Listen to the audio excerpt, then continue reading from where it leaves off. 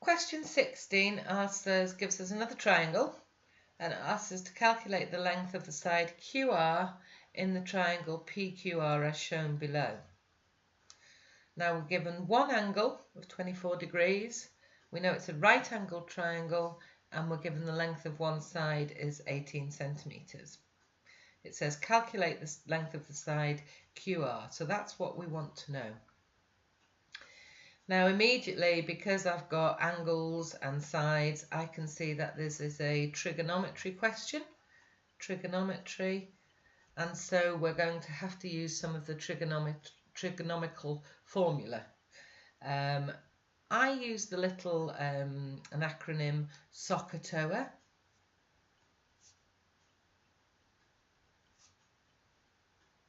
To remind me of the formula.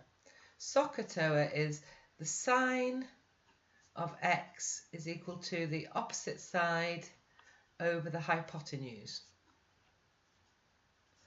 The cos of angle x is equal to the adjacent side over the hypotenuse. And then finally the tan of angle x is equal to the opposite side over the adjacent side. So let's see what information we've got. The longest side of any right angled triangle is the hypotenuse. Because our angle is situated here, the side opposite the angle is called the opposite side, logically, and the side next to the angle, if it's not the hypotenuse, is called the adjacent side. So what we have here is we're asked to find out QR, which is the opposite side. So the opposite side is what we need to find out. We know the adjacent side, which is equal to 18 centimetres, and we know the angle, I'm going to call it X, which is equal to 24 degrees.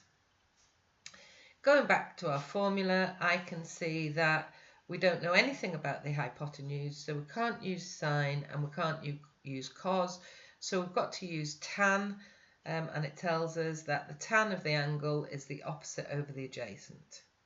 The opposite is the line we want to find out. So let's use that formula. So the tan of 18 degrees is equal to the opposite over the adjacent. The opposite is what we don't know, and the adjacent is 24 centimetres. Oh, sorry, not 24, 18 centimetres.